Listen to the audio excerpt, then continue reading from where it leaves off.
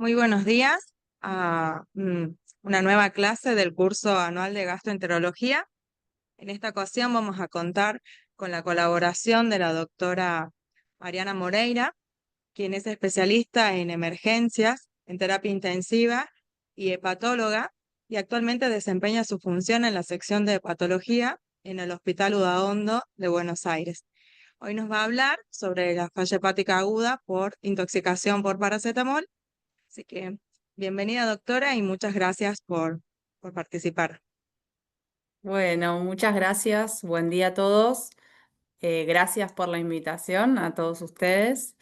Y bueno, me encantan estas iniciativas, así que de estos cursos de gastroenterología que incluyen también a la hepatología claramente. Así que muchas gracias por la invitación. Bueno, vamos a arrancar entonces.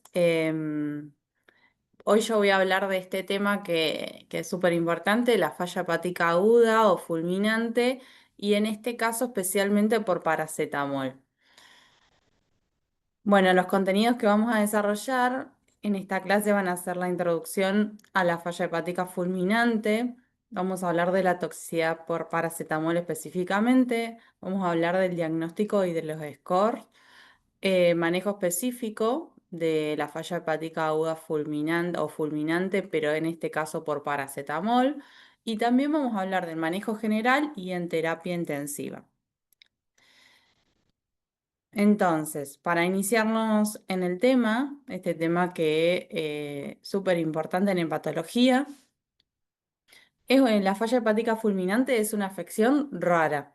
Todas las guías nos dicen no es tan frecuente, es aguda. Es potencialmente reversible, que eso también es un concepto que tenemos que tener muy presente, y que provoca insuficiencia hepática grave con un rápido deterioro del paciente sin que exista una clara enfermedad hepática preexistente o una hepatopatía crónica. Eso tiene que no estar presente en la mayoría de los casos. Hay excepciones como todo en medicina, pero tenemos que tener el concepto que el paciente con una falla hepática fulminante no tiene enfermedad crónica hepática. Entonces ustedes me van a decir, todo muy lindo, pero yo cómo sé, cómo defino a mi paciente con una falla hepática fulminante. Y según las guías, y esta particularmente del 2012, dice que para tener una falla hepática fulminante nosotros tenemos que considerar cuatro aspectos. Tiene que haber, como dije antes, ausencia de enfermedad hepática crónica, que eso, bueno, es discutible en algunos casos excepcionales. Presencia de encefalopatía, esto no es discutible, cualquier grado de encefalopatía. Algunas guías pueden hablar de mínima, grado 3 4, pero tomamos que todo grado de encefalopatía ya es fulminante, nos define que se fulminó nuestro paciente. El intervalo ictericia-encefalopatía, algunas guías hablan de 8 semanas, otras de 12, otras de 24, pero bueno, el máximo son 24 semanas, y la coagulopatía siempre tiene que estar presente, un RIR menor a uno mayor, perdón, a 1,5 o un TP menor a 50. Entonces, en la historia de la enfermedad, nosotros vamos a tener que nuestro paciente se va a presentar primero con una hepatitis aguda, y cuando hablamos de hepatitis aguda hablamos de un cuadro con transaminasas de más de 10 su valor normal, que va a evolucionar, puede evolucionar o no, algunos pueden resolver, a una hepatitis aguda grave. Y cuando definimos grave, la palabra grave ya está hablando de que agregó coagulopatía. Esa coagulopatía la podemos definir, como ustedes saben, con un RIN mayor de 1,5, un TP menor a 50 o un factor 5 menor al 50%, que casi no es utilizado porque en muchos centros no está disponible en la urgencia, pero sí todos tenemos un coagulograma para hacer al paciente. Ahora, cuando hablamos de una hepatitis aguda, con unas transaminasas más de 10, su valor normal, vamos a saber que ese paciente no es que tiene criterios de internación estrictas, salvo que tenga alguna condición clínica que lo amerite, pero sí va a requerir un seguimiento de laboratorio cada 24 o 48 horas con un coagulograma. ¿Por qué? sabemos que nuestro paciente puede evolucionar a esto en horas. Y este paciente con hepatitis aguda grave sí o sí tiene que estar internado, ¿no? Incluso debemos haber ya contactado en esta etapa a un centro de trasplante o un equipo de trasplante. Muchas veces los pacientes con estos cuadros evolucionan en horas. Y la falla hepática fulminante, como dije antes, la define la encefalopatía. Todo esto que dije antes más la encefalopatía. Cuando nuestro paciente agrega cualquier grado de encefalopatía, estamos ante un paciente que se fulminó. Em, Ese paciente no es un paciente que lo tenemos que diferenciar de la ICLF o la insuficiencia hepática aguda sobrecrónica, que son, van de la mano, en realidad son muy diferentes los cuadros, pero la diferencia principal que un paciente con ACLF va a entrar en lista de trasplante con su score de MEL, en cambio un paciente con una fulminante va a entrar en emergencia nacional en la lista de trasplante. Es una diferencia muy importante a la hora de definir este cuadro, ¿sí? Entonces, cuando hablamos de eh, la forma de presentación, tenemos la clasificación que ya todos alguna vez escuchamos de O'Grady, que según el intervalo de ictericia encefalopatía se clasifica en hiperaguda, aguda y subaguda. Y esto un poco nos va a hablar del manejo y de la gravedad de presentación, también de la evolución, y nos va a orientar, solo nos orienta a la etiología.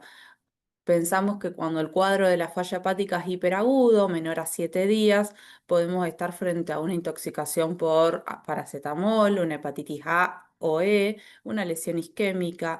En esos casos, como la presentación precisamente es aguda, el edema cerebral que se genera es aguda y puede llevar hipertensión endocraniana más rápidamente, con un riesgo de muerte más bajo, porque en general estos pacientes hacen una necrosis extensa que se recupera. No siempre, claramente, pero tiene un riesgo de muerte menor. En cambio, la aguda tiene un riesgo de muerte intermedio, se presenta entre el 7 y 21 días, y el clásico de las agudas es la hepatitis B. Como sabemos, esto no es estrictamente así, solo es una orientación. Y la subaguda, cuando la presentación entre la ictericia y cefalopatía es mayor a 21 días, menor a 26 semanas, y ahí tenemos el DILI, el riesgo de edema cerebral acá es bajo porque la presentación es muy lenta y el riesgo de muerte es alto.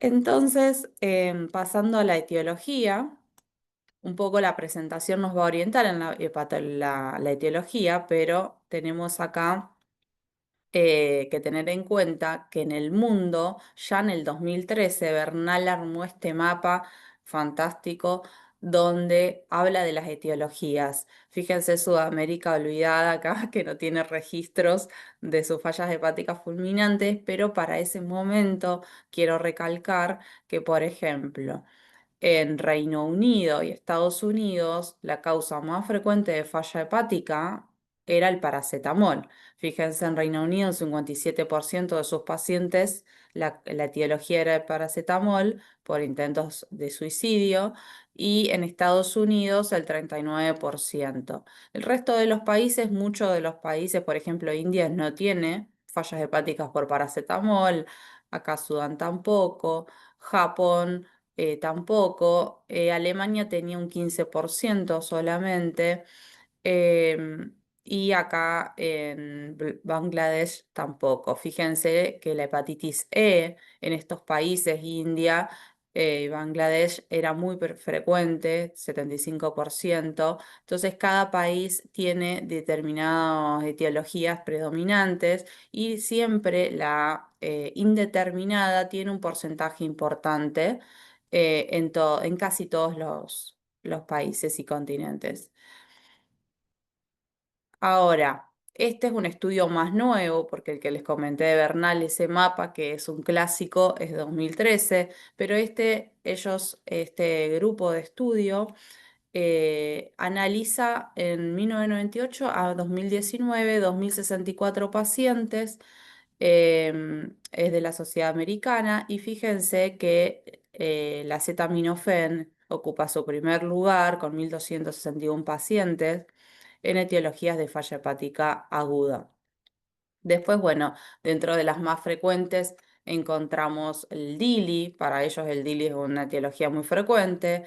Shock, isquemia indeterminada también tiene un gran porcentaje de casos, la hepatitis B y la autoinmune con 193 pacientes. Ahora, ¿qué pasa en Argentina? Bueno, Mendizábal en el 2019 publicó en este artículo en Annals Hepatology, ellos hicieron, bueno, recabaron 363 pacientes que fueron ingresados en lista de espera del INCUCAI, eh, y bueno, registraron las etiologías de esos pacientes.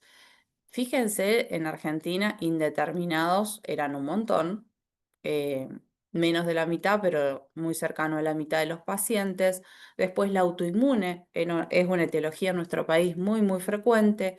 DILI tiene un gran porcentaje, pero por paracetamol eran solo 3 de los pacientes y teníamos un gran porcentaje de B y poquito de A, ya es acá post vacuna de hepatitis A.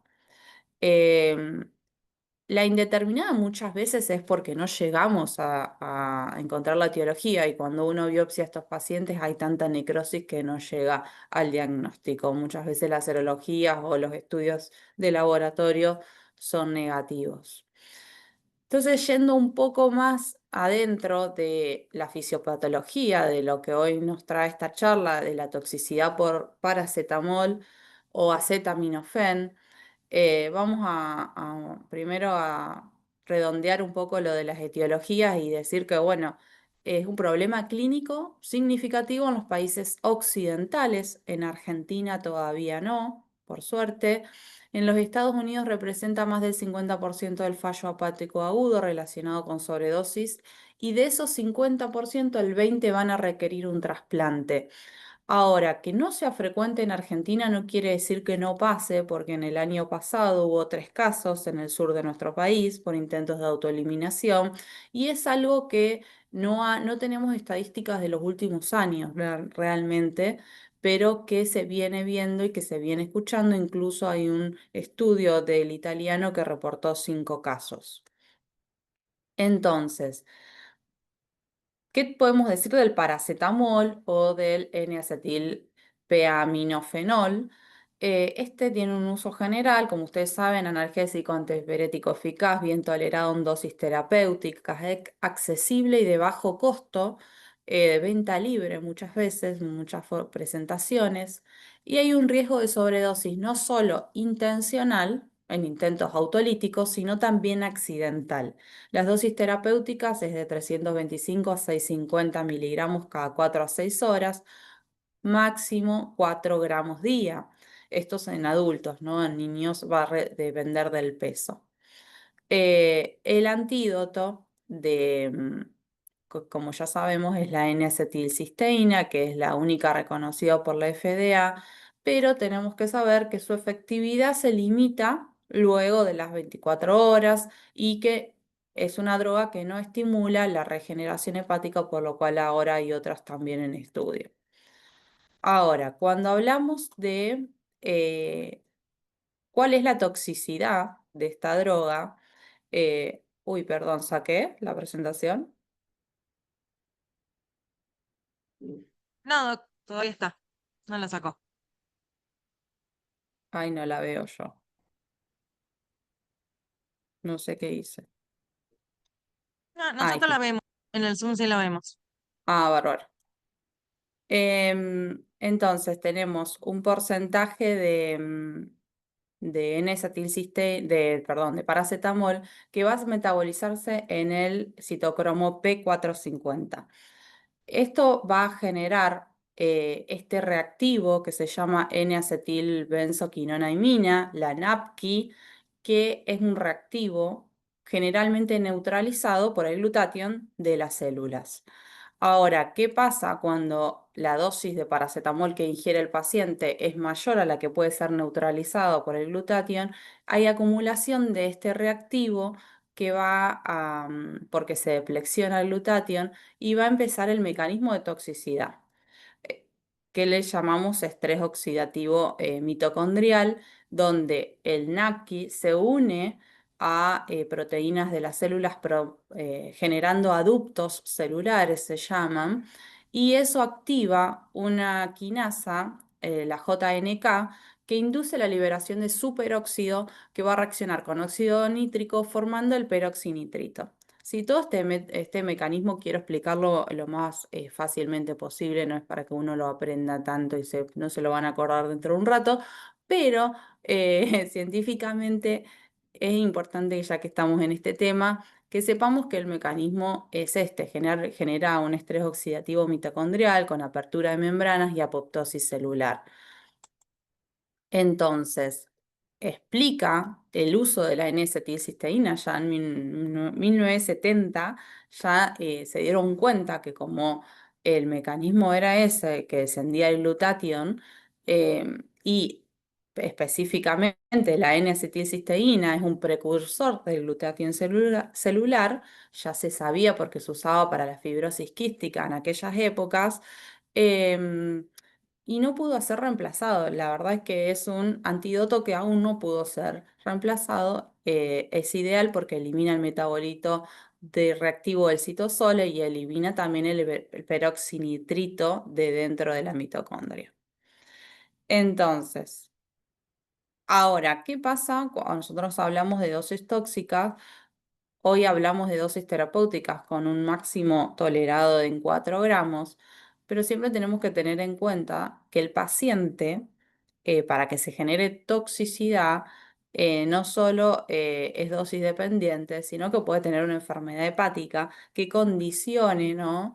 Em, esta toxicidad. Por ejemplo, consumo crónico de alcohol, que tome otros medicamentos hepatotóxicos o que también intervengan en el citocromo P450, como la carbamazepina, fenitoína, isoniazida y rifampicina. Bueno, estos son por distintos mecanismos cada fármaco, el trimethoprim también, los opioides. También que el paciente esté desnutrido o con un periodo de ayuno reciente porque va a tener un bajo nivel de glutatión celular, la edad mayor de 40 años, el humo del tabaco porque también interfiere en el metabolismo mitocondrial y enfermedad por hígado graso o esteatosis hepática metabólica. Entonces, yendo ya al diagnóstico, a los SCORE en falla hepática fulminante, acá estos son los scores que utilizamos para evaluar nuestros pacientes con falla hepática fulminante. Como ustedes pueden ver, están los 3 más utilizados. El MEL score, que ya lo conocen, que utiliza la creatinina, bilirrubina y el RIN con una alta especificidad y sensibilidad en pacientes que en todos los pacientes, pero también en los paracetamol. Clichy es el menos utilizado, la verdad, porque no contamos todos con el factor 5 que es necesario para este score, pero utiliza encefalopatía, la edad y el factor 5 bastante simple.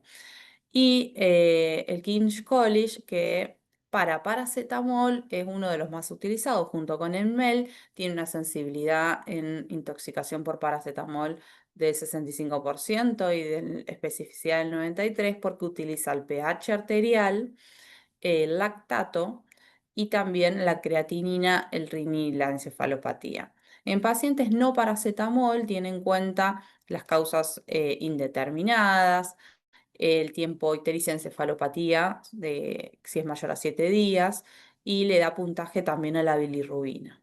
Entonces, estos dos, ahora vamos a hablar de cada uno solo un momento para que sepan la importancia. Y predicen la mortalidad y guían decisiones en estos casos. Para eso nos ayudan, para guiar las decisiones.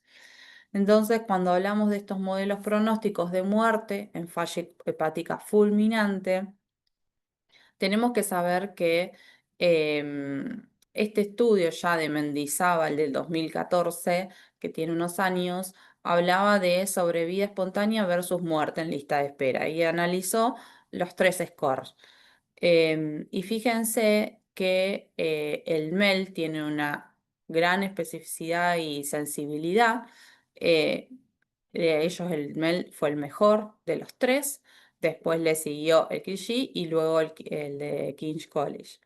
Entonces, ahora, cuando hablamos de paracetamol versus no paracetamol, estamos frente a este estudio, por ejemplo, de 2016, que ellos estudiaron cuál predice mejor la mortalidad y terminan concluyendo que en paracetamol es mejor el King's College y para la falla hepática fulminante no paracetamol es mejor el MEL. La realidad es que hay que usar los dos porque son complementarios, nos ayudan a tomar decisiones y van sumando. Uno va agarrándose de diferentes herramientas en estos casos para poder llevar a un mejor manejo del paciente. Entonces, cuando vamos al manejo específico, les voy a hablar ahora, porque después vamos a hablar del manejo general de todo paciente con falla hepática fulminante, pero para no perderme en esto que es muy específico, lo del paracetamol, em, cuando nosotros sospechamos que el paciente tiene hepatotoxicidad hepática por paracetamol o acetaminofén, se puede pedir un dosaje en sangre, en un tubito de ETA. eh, a las 4 horas es el mejor momento, a las 4 horas de la intoxicación o del consumo, porque es cuando hace el pico máximo en sangre el paracetamol. Ahora bien, si no podemos hacerlo a las 4 horas, se hace a cualquier hora. Esto es un ideal.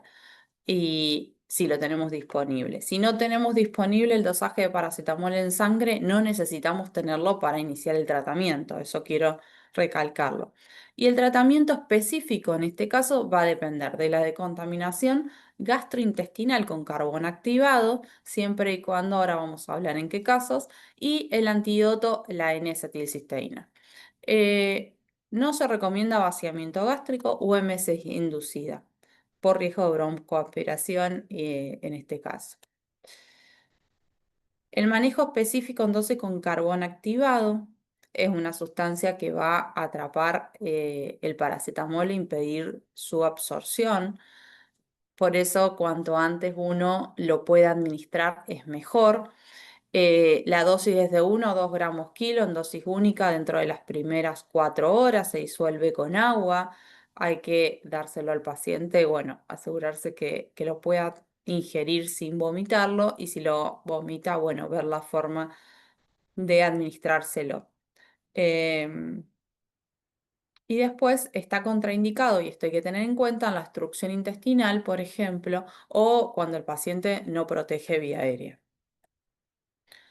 Ahora, cuando hablamos de la N-acetilcisteína, que es el antídoto, tenemos que tener en cuenta las indicaciones. ¿Cuándo la vamos a indicar primero? No siempre. Siempre que haya una ingesta mayor a 7,5 gramos o una ingesta, según el peso en niños, mayor a 150 a 200 miligramos kilo. El nivel plasmático dentro del umbral del nomograma de Rumac-Matthew, que después ahora se los voy a comentar. Cuando el nivel se esté por encima en el nomograma, que nos esté hablando de posibilidad de toxicidad por paracetamol, cuando haya una ingesta dudosa o escalonada, por ejemplo, un paciente que viene tomando paracetamol 4 gramos al día durante mucho tiempo o varios días, presencia de signos de toxicidad en el laboratorio. ¿Cuándo administrarla? Bueno, idealmente dentro de las 8 horas es el tiempo ideal. Se puede administrar dentro de las 24 horas, porque se supone que todo va a depender del paciente. Si el paciente, además de paracetamol, ingirió otros medicamentos que enlentecen el tránsito gastrointestinal, muchas veces todavía no se terminó de absorber toda la droga, también va a depender de la cantidad que haya ingerido el paciente. Entonces, está avalado después de las 8 horas también su uso y mejora la supervivencia libre de trasplante en falla hepática fulminante, principalmente en los pacientes que tienen encefalopatía grado 1 o 2. Ahora, las reacciones adversas a la N-acetilcisteína, náuseas, vómitos, rash, broncoespasmo, puede haber hipersensibilidad mediada por IgE. Y siempre que esto pase, el manejo es pausarlo, administrar antihistamínicos y volver a reiniciar cuando se pueda. Este es el nomograma del cual estábamos hablando que nos ayuda a determinar cuándo utilizar la N-acetilcisteína y evalúa el riesgo de toxicidad principalmente. Cuando tenemos, acá tenemos las horas después del consumo de acetaminofén. Por eso es muy importante en estos casos tener la hora del consumo de la droga eh, y las concentraciones en plasma. Para usar el nomograma tenemos que tener la posibilidad de dosar el paracetamol en plasma. Entonces, cuando el paciente queda debajo de esta línea, tiene un bajo riesgo de toxicidad y no estaría avalado el uso de la N-acetilcisteína, y cuando está por encima tiene un riesgo moderado, o bajo, y después arriba de la línea roja un riesgo alto de toxicidad, por lo cual en estos casos siempre está avalado el uso. Entonces, en cuanto al manejo de la N-acetilcisteína, que es todo, es lo más difícil, lo más discutido, y hay tanto artículo, pero poca disponibilidad de la droga en nuestro país. Entonces, bueno, voy a comentarles primero qué es lo que hace el mundo en Reino Unido, en Estados Unidos, donde la frecuencia de esta intoxicación es alta. Ellos ya tienen protocolos más estandarizados. Este estudio de Supervía de emergencias, es bastante nuevo, del 2024. Es un estudio que fue prospectivo, multicéntrico, con 6 hospitales españoles entre el 21 y el 23, y analizaron 165 pacientes tratados con N-acetilcisteína, con 2 protocolos de dosificación, el clásico de 21 horas y el modificado que le llaman SNAP de 12 horas. Ellos querían incorporar otro método con menos efectos adversos, y ellos pueden vivenciar con resumen, o concluyen con este estudio, mejor dicho, que con el protocolo de 12 horas requieren un monitoreo invasivo inicial, pero tienen menos efectos adversos y menos tiempo de internación y menos tiempo de estadía en guardia. La dosis total es la misma, pero administrada de diferente manera. Estos 2 protocolos son los que se usan en Europa y Estados Unidos, porque ellos tienen la forma de administración endovenosa, que nosotros en nuestro país, por lo menos que yo sepa, no contamos. Entonces, em, cuando hablamos de las formas de administración, tenemos la clásica, la simplificada. Estas son endovenosas, y la SNAP, que es la última que les mencioné. em, no tiene mucho sentido recordar las dosis o cómo le infunden a cada uno, pero sí saber la nuestra. Nosotros tenemos la forma de administración oral en 72 horas. ¿Cómo lo armamos? Se arma un jarabe, que es una fórmula magistral. Alguna farmacia o en el Hospital Posadas lo arman. Puede ser al 10 o al 20%, donde se arma 10 gramos de paracetamol, de paracetamol de N-acetilcisteína en 100 mililitros de agua destilada, y arman un jarabe a administrar en 72 horas. Este jarabe se hace una dosis de carga de 140 miligramos kilo y después dosis de 70 miligramos kilos cada 4 horas en 17 veces.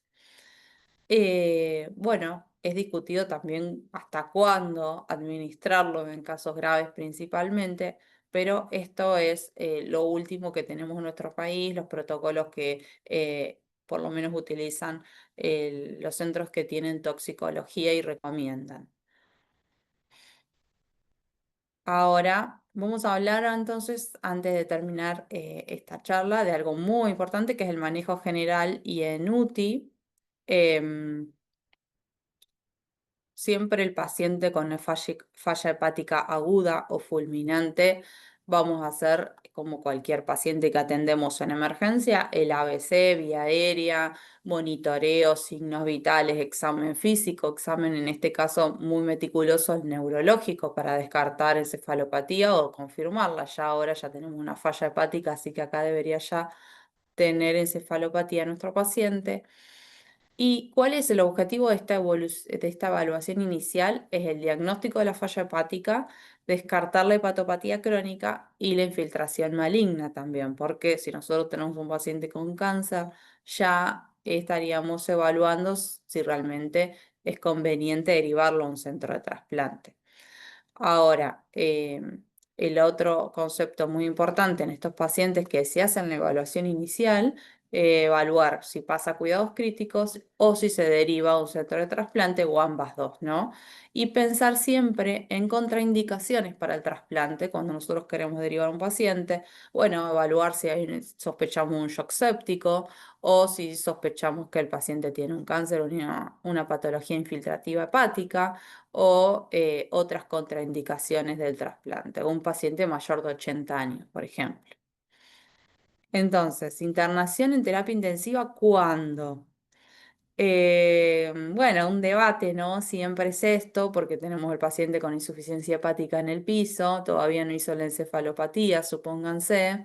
Entonces, ¿cuándo lo paso a terapia?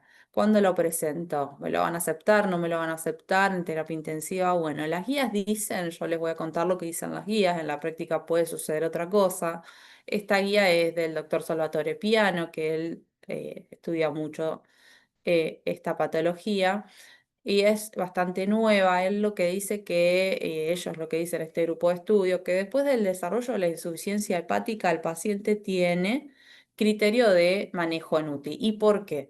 Porque uno va a intentar tratar el evento desencadenante, tratar el edema cerebral o prevenirlo, tratar las infecciones y hacer el soporte orgánico hasta la recuperación espontánea o el trasplante. El paciente puede recuperarse espontáneamente, como dije hoy, que era potencialmente reversible, o puede requerir un trasplante. Y la evolución muchas veces es rápida en horas. Después, la derivación, ¿cuándo lo derivo? Bueno, esto se evalúa con el equipo de trasplante. El llamado telefónico es lo primero que tengo que hacer y que no tiene que darnos miedo. Ellos van a estar contentos de que nosotros por lo menos llamemos para asesorarnos, porque este contacto con el centro de trasplante puede ayudarnos a definir mucho. Pero en principio, una hepatitis grave podría ser derivado. Más precoz la tengo que derivar cuanto más lejos estoy del centro de trasplante. Si yo estoy en Río Negro y no tengo centro de trasplante en esa provincia y tengo que derivarlo, no sé, a Mendoza, Buenos Aires, ahí es más temprano cuando yo tengo que pensar en la derivación. Ahora, siempre que tengo un TP menor a 30, el paciente tiene que estar en un centro de trasplante. Si yo tengo una hepatitis grave con un TP menor a 30, no lo puedo tener en un centro donde no se trasplante. Y siempre que haga ya, obviamente, falla hepática fulminante, cuando el paciente hizo la encefalopatía, ya estoy tarde para derivarlo, pero lo tengo que derivar. O sea, no es que es tarde, sino que es mejor antes de la encefalopatía. Manejo general.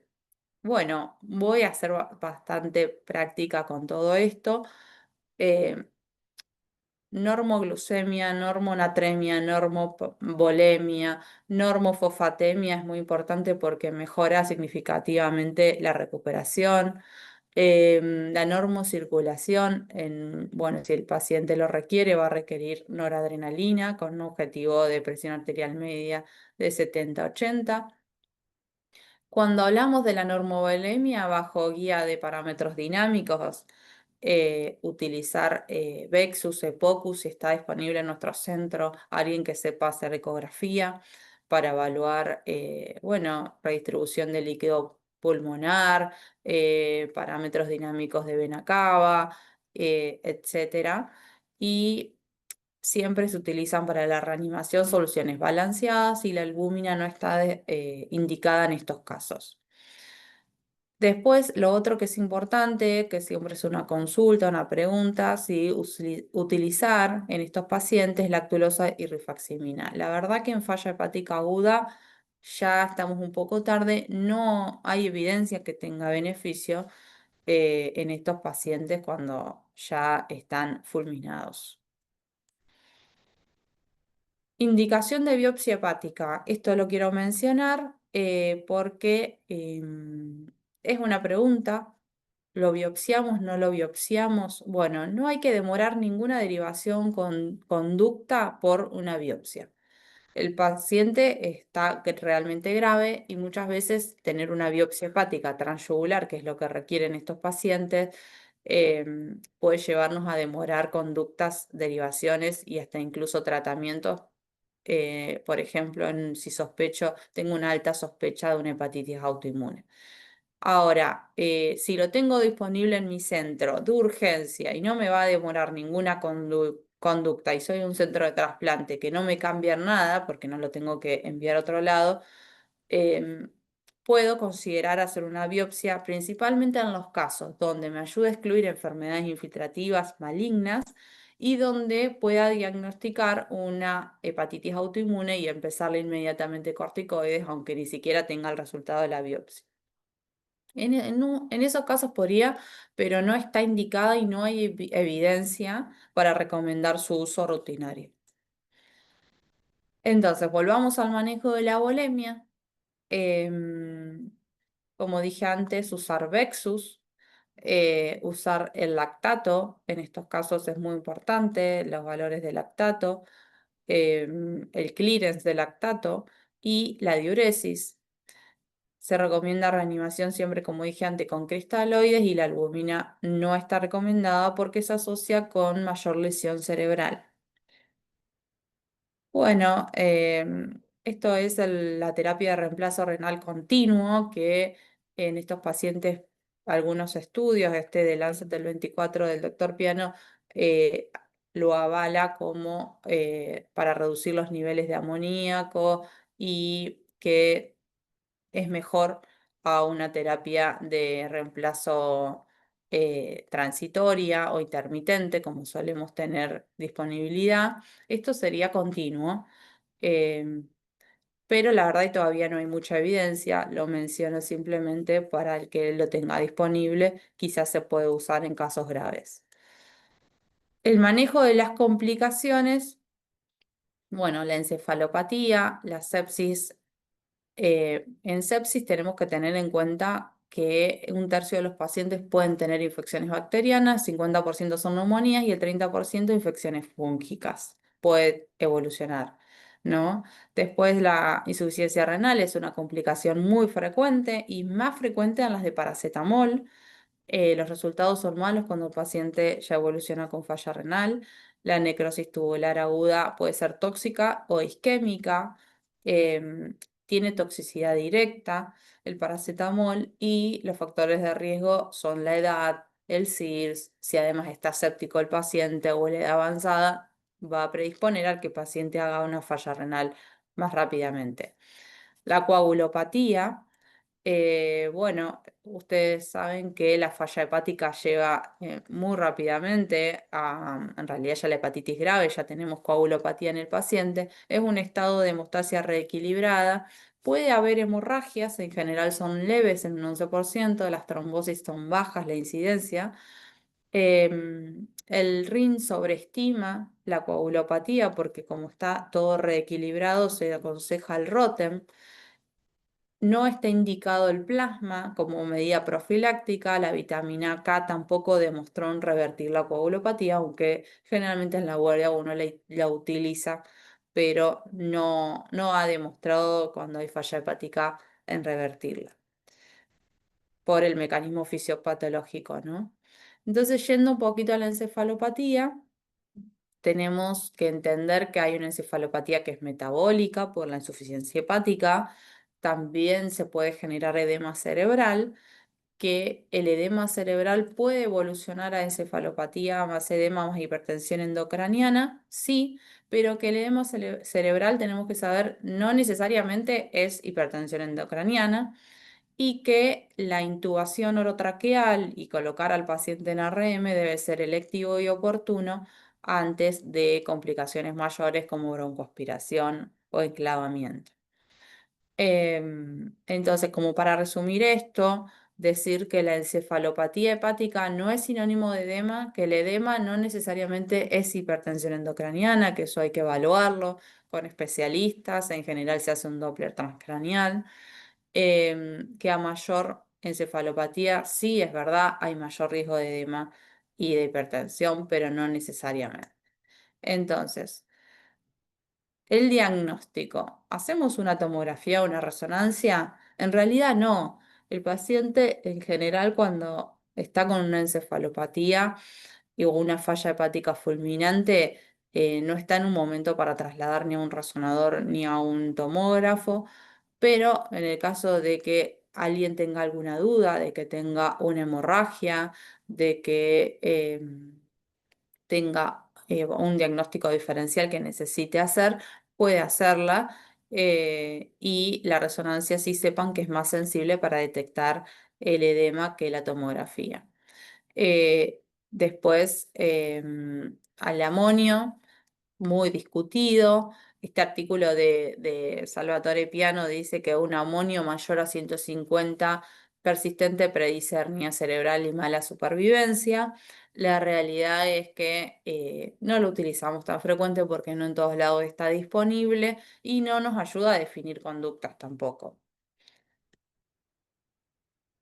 Manejo general, el paciente cuando sospechamos edema cerebral, cabecera 30 grados, solución salina al 3% o al 5% se pueden utilizar como hipertónicos, pseudoanalgesia de vía media corta, Propofol, Precedex, remifentanilo, que son,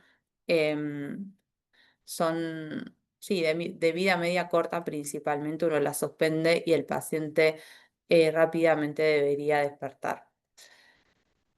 Hipertensión endocraniana, monitoreo. Bueno, importante acá, tenemos varias formas de monitorear, solo para que las conozcan. Esto es más del intensivista, pero medición del diámetro de la vaina del nervio óptico, que se hace por ecografía, cuando es mayor a 6 milímetros, habla de hipertensión endocraniana. Es un método muy sencillo, que el que lo sabe hacer es muy poco invasivo. El Doppler transcranial, que necesita alguien con experiencia en el tema, pero un índice de pulsatividad de la arteria cerebral media mayor a 1,2 nos habla de hipertensión. La pupilometría también, cuando es mayor, ya sabemos eso, ya lo tenemos más clara, ya estamos medio tarde, pero bueno, cuando tenemos una dilatación de la pupila que no es reactiva a la luz, tenemos también hipertensión endocraniana, ya estamos en una etapa media tarde. Y bueno, el electroencefalograma idealmente también, que aparte nos descarta el estatus no convulsivo en estos casos. Ahora, cuando tenemos un paciente con hipertensión endocraniana, alguien se puede plantear el monitoreo invasivo. Bueno, en los últimos años, ya 10 años, dejamos de utilizar tanto el sensor de PIC como se utilizaba cuando éramos residentes, cuando yo era residente por lo menos, porque tenemos todos estos que mencioné antes, ¿no? Em, el sensor de PIC es preciso, pero tiene complicaciones hemorrágicas, no mejora los resultados y requiere de experiencia en su colocación y su utilización ulterior también. Así que en realidad ya casi está en desuso el sensor de PIC en estos casos. Y ya falta poco, vamos a ir terminando con esto del momento del trasplante, la decisión más crucial y difícil. Retrasar el trasplante podría estar asociado a una mala evolución del paciente, pero también tenemos que saber que un trasplante temprano podría no estar justificado éticamente si el paciente se puede recuperar. Entonces ahí ese timing y esa ventana la tenemos que tener muy clara, no llegar tarde al trasplante y no trasplantar temprano. Y para eso están los equipos de expertos, que son los equipos de trasplante, ¿no? Entonces, para concluir, como tips finales, les quiero dejar que siempre que hablemos de falla hepática fulminante, vamos a estar incluyendo a la encefalopatía. El paciente va a estar encefalopático con cualquier grado, aunque sea mínimo. En cuanto al acetaminofén, tiene toxicidad directa, no es idiosincrásica, es directa por todo lo que hablamos. La necrosis es hiperaguda, generalmente la forma de presentación es menor a una semana. El diagnóstico, es muy importante esto, la anamnesis, si consumió el acetaminofén, a qué hora, qué dosis, con qué otras drogas lo consumió, si además tomó otros fármacos. La historia clínica y los scores de inicio y en la evolución del paciente y para el seguimiento, tener en cuenta estos dos que son los más importantes, el King's College y el MEL. El tratamiento específico de carbón activado y la N-acetilcisteína, en estos casos, que nosotros usamos el jarabe en Argentina, y el manejo en cuidados críticos y la derivación precoz a un centro de trasplante tienen que estar en nuestra cabeza todo el tiempo, no irnos o perdernos en querer hacer tomografía, resonancia, diagnóstico de esto, diagnóstico de lo otro, sino contactar a un centro de trasplante a la brevedad. Y la falla hepática aguda o fulminante es un trastorno potencialmente mortal que se caracteriza por un rápido deterioro de la función hepática. Y acá vuelvo a recalcar la diferencia con el cirrótico crónico, ¿no? Y por eso estos pacientes entran en lista de trasplante en el INCUCAI de emergencia, como emergencia nacional. Y no tengo que demorar entonces, otra vez recalco esto, el contacto con el centro de trasplante. Bueno, muchas gracias a Isaac. No sé si fue un montón, Muy bien, un montón muchísimas de gracias. información. Maya. La verdad que es muy clara la información. Pero a nosotros nos queda siempre, sobre todo, el manejo y muchas veces la mayoría de los pacientes que nosotros tenemos ingresados es por intento de autólisis y muchas veces no saben la cantidad exacta o cuál es el límite que vamos a decir, bueno, empiezo o no empiezo el tratamiento, ¿no? En cuanto a la ingesta. Pero lo explicaste bien en la diapositiva, que es a partir de 7,5. Antes se pensaba que eran 10 gramos. Sí, igual como dije en la diapositiva, si yo tengo un paciente que ya tiene toxicidad en un laboratorio, puedo iniciarlo antes y utilizar siempre el nomograma, si tengo la posibilidad de dosarlo. Pero las guías dicen eso, 7,5 o alguna, es verdad, se decía 10. Pero si yo tengo toxicidad o mi paciente tiene los factores de riesgo que mencioné antes, alcohol, em, enfermedad por hígado graso metabólico, em, consumió otras drogas, tiene otros antecedentes hepáticos, por ejemplo, y yo sospecho que además tiene ya una predisposición, un factor de riesgo, o es añoso, puedo utilizarlo con dosis menores de paracetamol. Incluso el estudio de el italiano, que ellos reportan 5 casos, hay un caso de una paciente de esos 5 casos que tomó paracetamol 4 gramos día durante una semana. Y aún en ella también utilizaron em, porque es como que el nomograma, la limitante que tiene, es que es para dosis única. Si vos, te sirve para el intento autolítico, porque es la que fue el paciente que fue y se tomó 10 gramos, 20 gramos de paracetamol de una. Ahora, cuando vos tenés una intoxicación que viene siendo de días consecutivos, en esos casos el nomograma no te sirve. Y entonces, si vos tenés evidencia de toxicidad o la sospechás, está indicado. Nosotros igual siempre esas consultas cuando ya son muy finas o casos muy particulares las hacemos a un centro de toxicología, que en este caso es el Posadas. En Santa Fe, donde yo era el hospital de niños que llamábamos. Entonces, bueno, nos asesoramos con las toxicólogas y a veces se decide la conducta en conjunto. Bien. Ahora tenemos dos preguntas aquí en el chat. Por un lado, bueno, siempre el doctor Lotero ayudando a la evidencia. Muchas gracias. Y Milagros dice, consulta, ¿la administración de carbón activado junto con la N-acetil no disminuye la efectividad del N-acetil por su efecto quelante? No, las guías dicen que incluso darlas combinados mejora la efectividad y avalaría una administración más tardía de la N-acetilcisteína.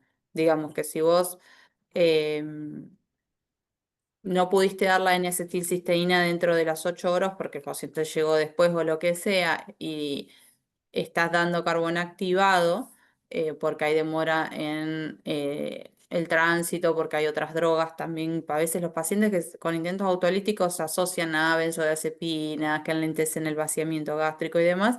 Estaría avalado también, eso es lo que dice la guía, que no, que se como complementan los dos tratamientos. No, Bien, no tengo más evidencia que eso que leí, pero leí que se complementan. perfecto. Después, desde la residencia del Hospital de Tucumán, consultan. Quienes no podemos acceder a la preparación magistral y solo contamos con el comprimido efervescente, ¿cómo se lo podría dosificar? El comprimido efervescente. Mira, ¿Qué no qué sé hacemos? cómo se hace en ese caso, eh, pero sé que se puede disolver en jugo, porque en realidad eh, cuando nosotros tenemos el jarabe, para que el paciente lo pueda tomar, se lo administra en un jugo o las toxicólogas del italiano también hablaban de Coca-Cola. Pero, pero como para que lo pueda tomar, incluso si no, La si lo guardia. vomita, decía darle antieméticos. Yo creo que si tenés el efervescente, no sé si sirve, sinceramente, el efervescente, porque no sé bien las concentraciones, pero se lo daría con jugo o agua. Y el efervescente viene de 600 miligramos, la cápsula o 300. Sí, vienen de los dos, pero bueno, el 600 es el que más dosis tiene. Sí, yo En- creo que lo disolvería ahora, no estoy hablando desde una evidencia. Yo lo que escuché de las toxicólogas es que la fórmula sería estas fórmulas magistrales que se hacen en las farmacias. Incluso en algunas, no solamente en el Posadas que lo hacen ellos en el hospital, hay farmacias que lo preparan al jarabe. Bien. Sí, por ejemplo, en el caso de nuestro hospital, sí podemos contar con el jarabe, pero en el horario en que la farmacia central está abierta. Entonces, si un intoxicado nos llega a las 3 de la mañana, por ahí es medio difícil poder acceder al preparado, digamos. Yo se lo daría igual, como sea. O sea, si no tengo opción Teniendo de conseguir a el 24 jarabe, horas. le daría para no demorar y cuando llegue a abrir la farmacia le daría la adecuada. Bien. Esperando hasta quizás las 24 horas, que es el margen que explico que podemos tener. Sí, incluso hay estudios y hay reportes de casos que lo administran después de las 24 horas y tienen buena respuesta también los pacientes. Pero Bien. bueno, la realidad es que hay muy poco que se conozca de la administración oral, no hay estudios, más lo que nosotros tenemos acá en Argentina, este reporte de 5 casos del italiano, que a ellos les fue muy bien con todas las pacientes, ninguna de las 5 requirió trasplante y a todas les dieron jarabe, y hay una que recibió después de las 24 horas porque fue tarde a la consulta. Estuvo muy grave, llegó a tener como 5.000 de enzimas. No les conté todo ese artículo, yo después se los paso para que lo lean. Es de acá, es local, es nuestro, entonces está bueno que lo tengan. Em, porque tenemos poca experiencia, en- tenemos pocos casos, entonces bueno, no es que somos tan... ¿Ustedes suelen tener casos? Sí, tenemos por intento de autólisis, quizás no tanto, pero muchos no llegan al umbral de la dosis tóxica y la mayoría andan bien. Y justamente era consultarte, ya que hiciste mención de las transaminasas, porque acá cuando empiezan a aumentar las transaminasas, siempre, bueno, nos consultan a nosotros gastro, ¿qué importancia tienen en este caso de la intoxicación? Principalmente lo que en realidad cuando los pacientes toman el fármaco, empiezan a elevar enzimas al día siguiente o a las 12 horas, 24 horas, y hay un pico como máximo el cuarto día, salvo que se empiece el tratamiento rápidamente y uno ve la evolución de cómo van bajando las enzimas. Eh, y habla bastante de la necroinflamación aguda que genera, pero lo importante es ver la evolución. No es que es un parámetro estricto que cuanto más enzima, el peor le va al paciente. No, sí, lo que más nos habla de mortalidad es el coagulograma, la encefalopatía, la evolución a fallas orgánicas, el lactato, la acidosis metabólica. De eso sí nos habla más de mortalidad y por eso los score tienen en cuenta esos valores. Fíjate que ningún score tiene en cuenta las transaminasas. Bien. Y acá hay una pregunta, si hay una contraindicación con el N-acetil oral, y justamente volvimos a hablar del preparado de 600 miligramos en forma efervescente, Si hay alguna contraindicación. de la N-acetil cisteína en forma oral. No, sí, si tienen, hace alguna reacción anafiláctica, hay que suspenderla, pero se ha visto más esos efectos adversos en las administraciones endovenosas, la realidad. No, en formas orales no se han visto tantos efectos adversos. Y en niños tener en cuenta que puede llegar a generar sobrecarga de volumen, entonces hay que administrarlo en menores concentraciones de líquido, porque la N-acetilcisteína, otro de los efectos adversos que puede tener es sobrecarga de líquido pulmonar o edema agudo de pulmón. Así que bueno, eso sería una contraindicación, sí, o una indicación de suspenderlo, pero no, de antemano de darlo, no leí que haya una contraindicación. Sí, para el carbón activado, como dije, paciente que se pueda broncoaspirar, que no proteja vía aérea, y bueno, en este caso, si no protege vía aérea y no lo puede tomar vía oralmente porque su encefalopatía es severa, habrá que colocar una sonda nasogástrica y administrarlo por sonda nasogástrica con vía aérea protegida. Eso es importante también. Entonces, como para dejar claro el mensaje, en el caso de que no podamos contar con la fórmula magistral, podría ser válido usar la vía oral de los comprimidos efervescentes, si es que no tenemos nada. No, yo no tengo evidencia científica de eso, pero creo que en la práctica termina sucediendo que uno cuando no tiene el jarabe o la fórmula endovenosa que no existe en nuestro país, utiliza lo que tiene. Ahora, no hay estudios en Argentina que donde se haya estudiado la efectividad de este tratamiento con pastillas efervescentes. En la práctica sucede que los pacientes mejoran, evidentemente, y sí, si no tendría otra cosa, se los daría igual. Ahora habría que preguntarle a un toxicólogo eso.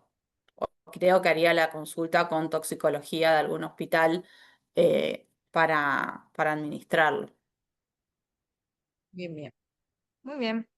Muchísimas gracias, Mariana. Agradecemos tu colaboración. Y bueno, aquí en el auditorio no hay preguntas. Bueno, gracias a ustedes Gracias. por la invitación y que tengan lindo día.